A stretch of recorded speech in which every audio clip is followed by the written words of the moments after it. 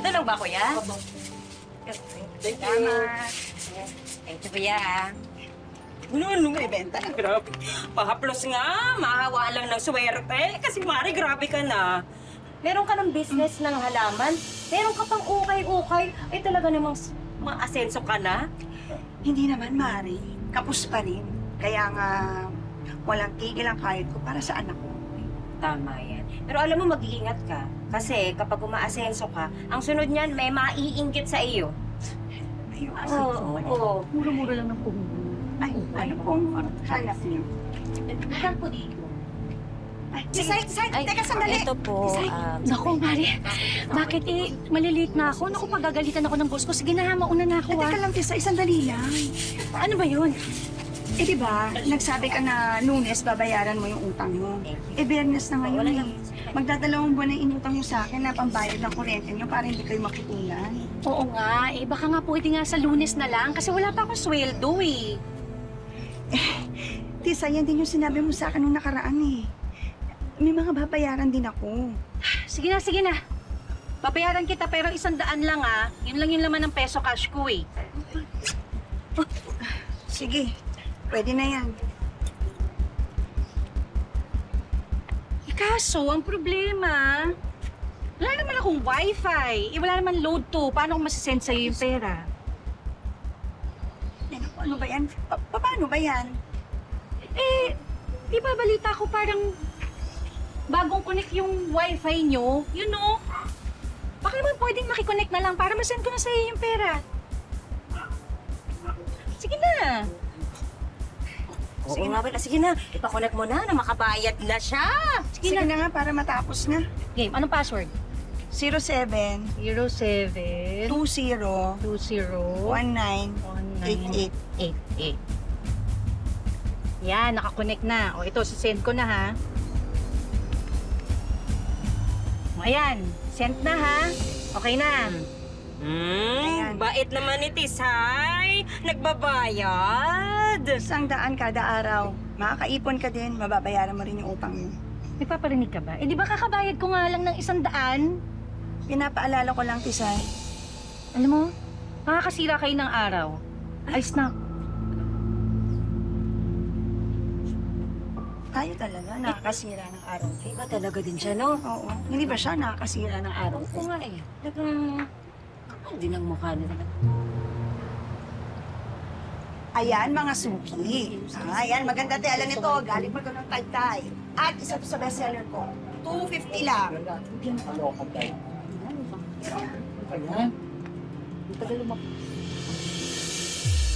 Teka, bakit naglalag na naman? Nak! Nakailang restart na ako, naglalag pa rin. Nanay, Ayan. oo nga po. Ang bagal-bagal naman po nito. Hindi naman po ganito dati yan. Nawalan din po ako. Mawawala na itong mga suki ko. Teka, sandali. Mga suki, sandali. Aayusin ko lang yung ano, ha? Babalik ako. Naku, babalik ako. Marami pa. Nay. Nay, Oh. Kakakabit lang ng wifi namin. Mabilis yan ha. kailangan ko nga mag-video call sa anak ko. Pakonek naman sa wifi mo. Kasi Mayad muna, ano kayo siniswerte? 50 pesos kada araw. sige na, ito na. Hindi ko na kailangan. Sige na, ang daming satsat. din, Eh, makikiconnect lang naman kayo eh. Mostly mo. O, ito. Wi-Fi name. Ito yung name ng Wi-Fi ah. Wi-Fi link.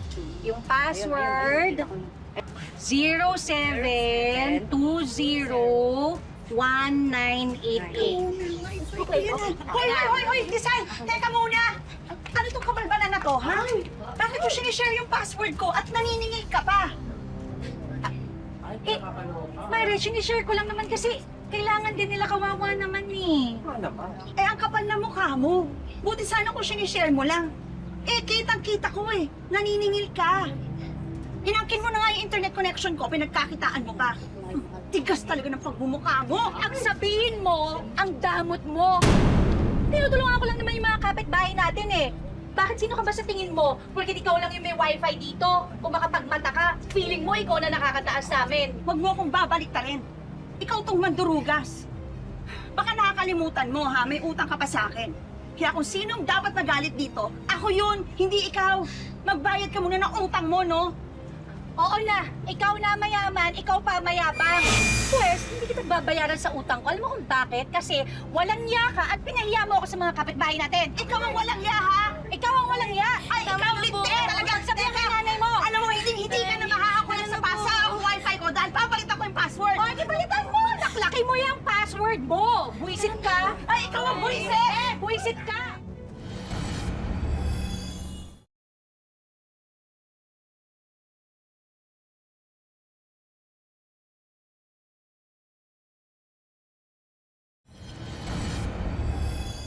Ay, naku!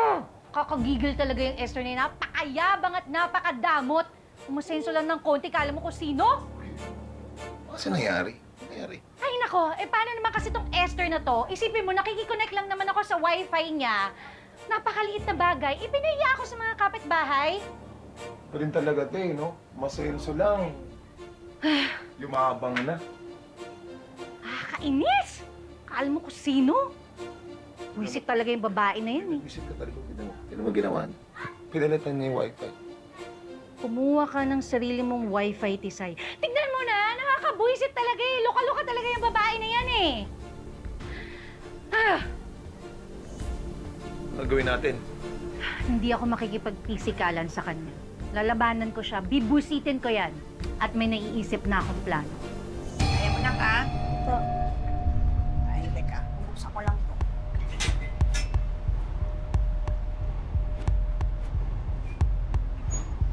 Teka, paano natin nilalabas to? Nakaharang. Nay, Kanino ba to? tara na. Malilate na po ako. May presentation pa po kami. Mapapagalitan po ako sa mga groupmates ko kapag late po ako dumating. Hindi ako nga rin eh. Naghihintay na yung mga suki ko. Ano bang gagawin natin? Sino ba nag-park nito dito? Ba't dito sa harapan natin? Tabi niyo na lang po, Nay. Konti lang naman po eh. Sige, Kahit sige. konti lang Sandali. po. Ah. Ay! Ayan. Ay! Naku, ligas! Uy, yung motor ko! Anong ginagawa mo? Anong ginagawa mo? Pasensya na. Pasensya Ah? na. Hindi naman hindi naman namin sinasadya. Nagmamadali kasi kami. Nakaharang kasi. Ako, nagasgasan po. Ay, hindi naman siya nagasgasan. Nahawakan ko naman. Ginagawa niyo. Eh, bakit ba kasi nakaharang sa gitna mo? Nakaharang? Teka, sinira mo yung motor ng asawa ko? Anong sinira? Teka, sandali. Hindi ko naman sinasadya. Nagmamadali lang kami ng anak ko. At nakaharang kasi sa gate namin. Ang sabihin mo, sinasadya mo kasi galit ka sa akin kaya pinagdiskitahan mo talaga yung motor niya. Ano problema mo, Esther? Kayo nga itong wala sa lugar eh. Bakit pa nakapark yung motor ninyo sa harapan ng bahay namin na pwede nyo naman ipark sa harapan ng bahay nyo? Yung motor ng asawa ko nakapark sa tabi ng kalsada. Bakit? Ikaw ba may-ari ng kalsada? Ayoko ng gulo. Ayoko ng away. Magkakapit bahay tayo. Eh kami rin naman eh, ayaw rin namin ng gulo. So ganito na lang, para matapos na to, no? Total naman, nasiraan mo yung motor ng asawa ko, eh bayaran mo na lang yung pamparepair namin, para Tama. tapos na tayo. Tama. 1.5, tapos na tayo. Oh, 1.5! Eh, hindi naman nagasgas. Ano ba kayo? Nahihibang ba kayo? Bakit ako magbabayad? Eh, kayo itong wala sa lugar. eh, 1.5 na nga lang para tapos na tayo. Total, ikaw naman nakasira eh, di ba? Kitang-kita namin sinadya mo eh. Kaya nga nagasgas yung motor eh. Ay, naku, Tisay, kilala na kita. Kapag makakalamang ka, talagang ipipilit mo. May reputasyon ka na dito sa atin. Na abusada ka, pasaway, mandurugas, idagdag na natin yung ingkitera. Kahit itanong mo pa sa kanila mga kapitbahay. Ano ba kayo? Pinagchichismisan na kayo, pinagtitinginan kayo. Ano O, nangyayari? ikaw huwag ka makialam dito ah. At isa pa, sino sinasabi mo mga chismosa? Ito? Itong mga to? Eh natural, magkakampi-kampi kayo mga chismosa kayo lahat eh. Uy, eh bakit? Nasasabi lang kami ng totoo. Alam mo, tumigil ka na. Para quits tayo, ganito na lang, Bakit? ha? Ano? Pwes, ha? Oh. Ano gagawin mo? Ay! Ay! Ganyan na lang. Nakasabi na! Tama na po!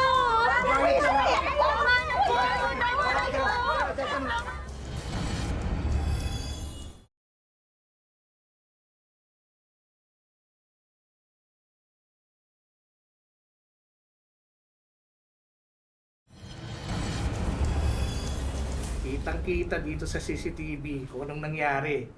Oh, Romy, ikaw to. Panoorin mo. Oh, di ba? Ikaw yan yung nagpa-park sa harapan ng gate ito ni Esther. Oh, ano mo? Ano? Tama Di ba? po kayo. Sige na ka, hindi naman kami nagsisinungaling eh. Meron tayong city ordinance dito na bawal mag-park ang sasakyan sa mga kalsadang palaging busy. Bawal mag-park sa gilid na daanan. Oy, di sige na, kami na yung mali, Kap, at kayo na po yung tama. Eh, mali ba naman namin sa mga ordinance na yan, no? Busy kami maghanap buhay. Ano po? Ay, naku, magsama-sama kayong lahat? Romy, ano ba? Halika na! Romy, ano ba? Halika na! Romy! Yun na nga ba sinasabi ko? Yun ang sinasabi ko. Hindi pa kami tapos. Nagmukha akong tanga doon kasi visit nga yung mga kapitbahay na yan. Nagmukha tayong tao. Alam mo na yung sinasabi ko sa'yo.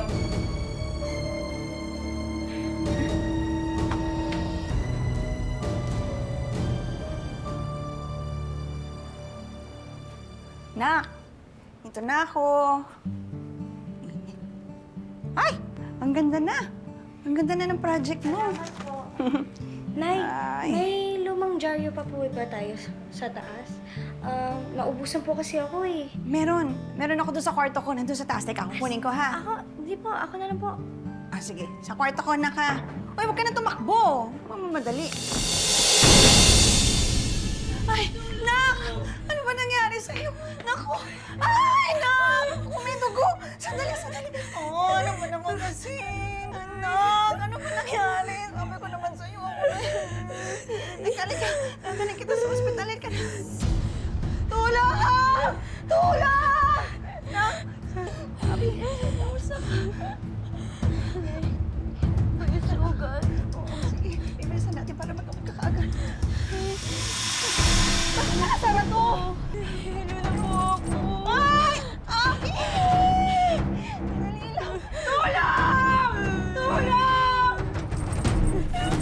Bakit ayaw mabukas? Tulong! Tulong! Sino ba nagsalag ito? Tulong! Mga gamit bahay, tulungan niyo kami! Tulong! Si Abby! Hindi na mabukas eh! Hindi man lang sa ospital. Pananganak niya! Kuya, tulong! Kuya! Nasaan mo?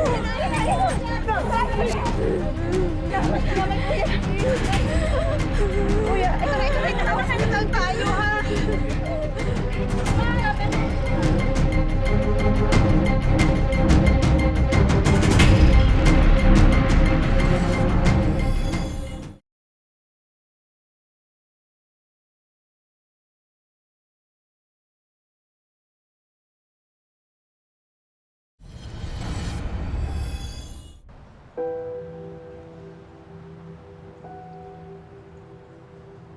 Mare! Oh, Mare, ano? Kamusta si Abby? kailangan pa siya mapa-CT scan eh, sabi ng doktor. Kawawa naman si Abby, Mare. Eh, yun na nga eh. Maho-confine kami sa ospital ng mga ilang araw para obserbahan daw siya. Eh, mukhang mauubos ang ipon ko, Mari. Pati yata puhunan ko masasaid. Ano ka ba? Kikitain mo din yan. Kaya mo yan.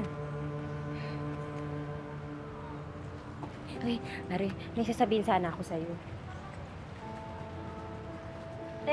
Pwedeng pabili ng soft drinks? Gusto kong sabihin sa'yo. Naalala mo yung padlock sa gate niyo kaya hindi mo mabuksan? Oo, ano yun, Mari? Bakit? Mare, may nakakita. Si Romy daw pala naglagay nun. Ha? May nagsend sa akin ng... Sinabi ko lang nga ba? May nagsend sa akin ng CCTV video. Kaya lang, ito. Yan, panoorin mo. Tama talagang hinala ko eh. Sila talagang may pakana nito eh. Oh. Yung mag-asawang yan, pero wisyo talaga yan. Alam mo ba, ang dami na pala nilang kapitbahay na hindi binayaran ng utang at saka yung may-ari ng apartment, imbierna na. Dahil ilang buwan na daw silang hindi nakakabayad. Eh, isa siyang linta eh. Pati yung asawa niya. Oo. Ang dapat ito sa dalawang to, durugin, Ayan. tirisin, Dapat. buwisit sila. Tama. Siyang siya? Ang barangay. Hoy! Tisay! Romy! Walang yaka yung dalawa! Ano na naman problema mo, ha? Kung galit ka sa mundo, wag mo kami idamay. Hoy! Huwag na kayong magmaang-maangan ha. Dahil alam ko na yung totoo. Ikaw naglagay ng padlock sa gate ko. Muntik nang mamatay yung anak ko nagdahil sa'yo. Esther, sandali lang ha. Ikaw ha. Grabe na pamimintang mo. Hindi ako kriminal. Kung di dahil doon sa padlock na nilagay nyo, mauubusan ng dugo yung anak ko. Hindi kami makakalabas. Eh, di ba nakalabas naman kayo ng gate? Natanggal yung padlock, ligtas naman yung anak mo, so ba't nagre-reklamo ka pa? Ah, ganun? Hindi ka talaga aamin sa kasalanan mo, no? Eh, kung makapagbintang ka, wagas. Alam mo, irereklamo kita. Ako magre-reklamo. Baka nakakalimutan nyo, ha? May mga utang pa kayo sa akin. Ang laki-laki na naatraso nyo sa akin. Ah, so, nanunumbat ka pang lintik ka. Ah, lintik pala, ha? Oo, talaga, lintik. Kaya ba itong babae na to, di ba? Kapag na mukha mo. Ay! Sumusunod ako! Uy, oo, sige, subukan mo. Babae yan. Huwag kang gagante. Yan ang bagay sa'yo. Bugok na itlog. May araw din kayo sa akin. Hindi pa tayo tapos.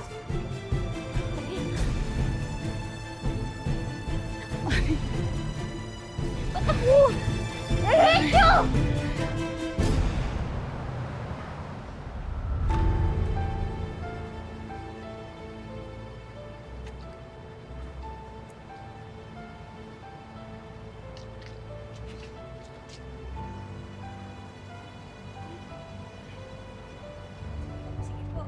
Mare, napakaswerte mo talaga, ano? Kahit anong dagok dumaan sa buhay mo, talagang nalalampasan mo. Galing mo, Mare.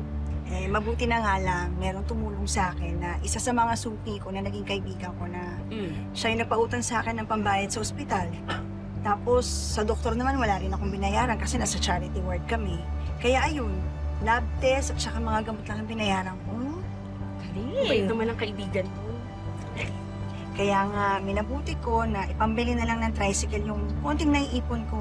Tapos yung kikitain yan, ipambabayad ko doon sa pinautang sa akin. Tama ka dyan, Mare. Sa hirap ng buhay ngayon, talagang kailangan natin maging magaling sa pera. Totoo yan. Di ba? May bago. Sige, Mare, pasok na kami. Ah, sige, sige. Na, Pasok po tayo, may pagkain po doon.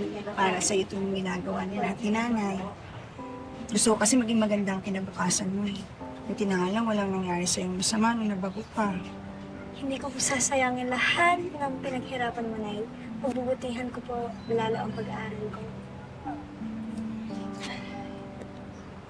Sige, pasok na tayo. Talagang hindi nababawasan yung grasya mo, Esther, sa buhay. Nakakapikod ka na. Pwes, ako magbabawas ng grasya mo.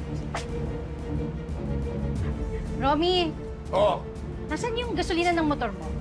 ano yan? Yung gasolina ng motor mo.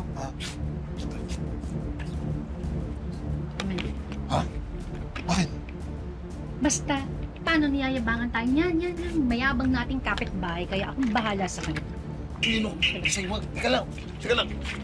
Uy! Ay! Tisay! Ano ginagawa mo? Ay! Ano yan, gasolina? Bakit mo ginagawa yan sa mga halaman ko? Hoy! Tisay! Ay! Yan, ginagawa mo! Talagang wala nang magiging kwenta yung mga halaman mo! Ay! Ay! Ay! Ano ginawa mo? Ay! Nasusunog na! Mawala na kayo! Tubig! Bumili ng tubig! Lumana kayo apoy! Pasaway ka talaga! Kisay, anong ginagawa mo? Pati motor natin dinamay mo!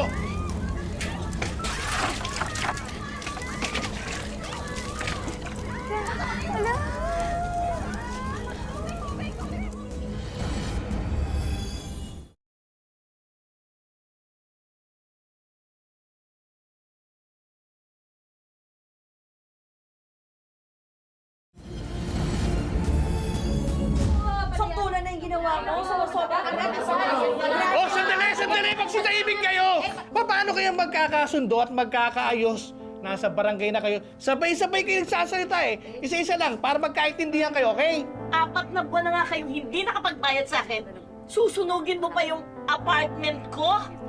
Aling Nancy, pasensya na po. Hindi ko naman sinasadya eh. Talagang bugso lang ng galit ko yung kanina. Hindi galit yan, ingit yun. Dahil sa ingit na yan, hindi pa kami madamay. Talaga lang, susunugin pa yung paupahan ko. Diba? Dapat pinukulong yan, Kap. Pakulong na yan. Pakulong na yan. Dito ipakulong yan. Dami ng terrorist mo ginawa. Aling Nancy, bigyan niyo po kami ng isa pang pagbigit. Nakiusap po kami noong nakaraan. Hindi na ako magpapauto sa inyo. Umalis na lang kayo! Esther, ano lang yung pag-asa? Tulungan mo naman ako. Kausapin mo naman si Aling Nancy. Sige na, pangako magbabago ako. Hindi na kita aawain. Wala kami ibang patutuluyan. Siya na talaga, Esther. Umupo ka. Umupo ka. Hindi ka kailangan lumuhod. Napatawad na kita, Tisay. Pero wala naman sa akin yung desisyon mo. Si Aling Nancy yung may-ari ng apartment. Kaya wala na akong magagawa.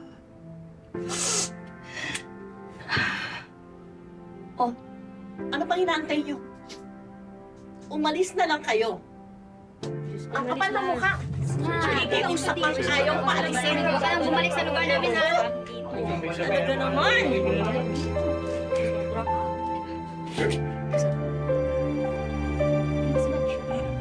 Nang dahil lang sa wifi, si Tisay ay ginawang hobby ang pagiging buwisit na kapitbahay. Sana ay maging aral ang kwentong ito na masama ang mag-alaga ng inggit sa ating mga isip. Bago tayo tumingin sa iba, mas unahin nating magsumikap para sa sarili nating pag-unlad. Hindi na iiba rito ang kwento ni Rizalina na hindi raw inakala na sa ilang dekada niyang paninirahan sa kanilang lugar ay may makakaalitan pa.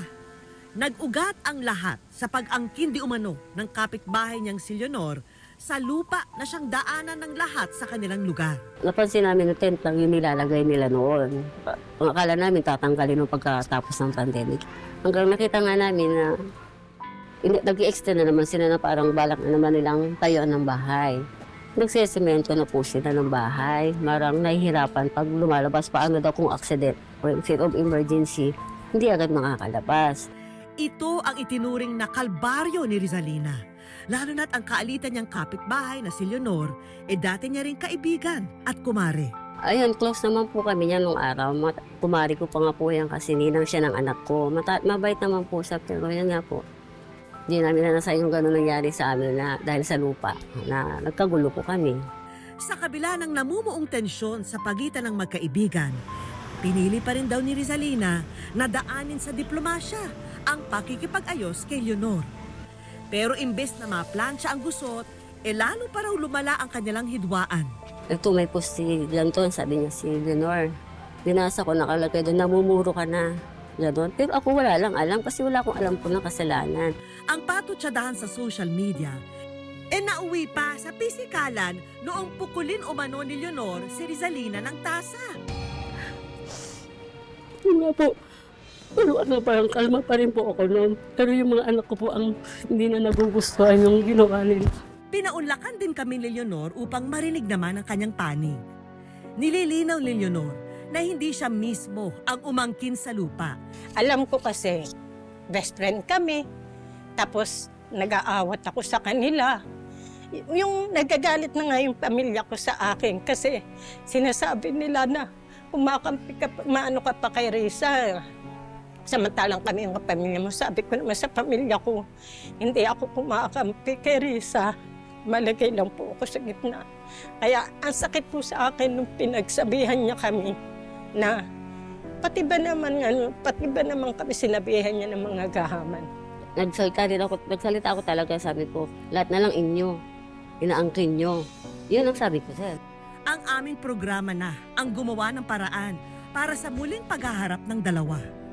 Tanging pakay namin dito ay ang pagkakaayos ng dating magkaibigan. Mahalaga po yung pagkakaroon namin ng pagkakaunawaan. Tapos yun nga, masarap kasi sa pamilya, sa magkakapitbahay talaga yung na magkakaayos po. Ngayon, maayos na ang lahat at mistulang na bunutan ng tinik si Rizalina. Oras na rin para malaman ni Rizalina ang iba pa naming plano.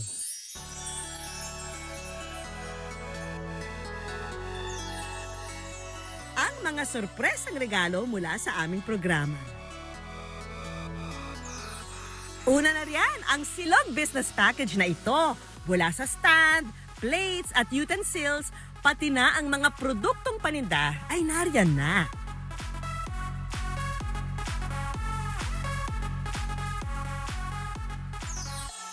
Isama mo na rin sa iyong negosyo itong kompletong French fries business. Bay lang ang hanap buhay ko para makatulong sa mga anak ko, sa pamilya ko po, yung pagtitinda nga po, na kahit pa paano. Malaking tulong po ito sa akin po, sir. Maraming salamat po ulit po. Meron ding mga panindang RTW clothes at apparel. May beauty products din na pwedeng ibenta online dahil may kasama na rin yang bagong smartphone. Kasi alam niyo po, sir, sa totoo lang, ang cellphone ko po, nagamit ko sa anak ko po yun. 2 beses na po ko nawalan. Maraming salamat po ulit sa inyo po. Iuwi mo na rin ang mga home appliances na ito. May desk fan, oven, at induction cooker. At syempre, hindi mawawala ang munting tulong mula sa aming programa, ang Wish Ko Lang Savings. By next year nga po, magda-down na kami sa lupa na hindi ko pa alam kung saan po namin kukunin yun. Maraming salamat po, makakadagdag po yan talaga sa amin. Mga kapuso, lagi po nating tatandaan, hanggat hindi tayo napapagod, humiling at maniwala, hindi tayo mapapagod lumaban sa buhay. Para sa ibang mga kwentong itinampok ng Wish Ko Lang, i-follow lang po ang Facebook page ng Wish Ko Lang at GMA Public Affairs. Mag-subscribe na rin sa GMA Public Affairs YouTube channel. Ako po si Vicky Morales at ito po ang Wish Ko Lang.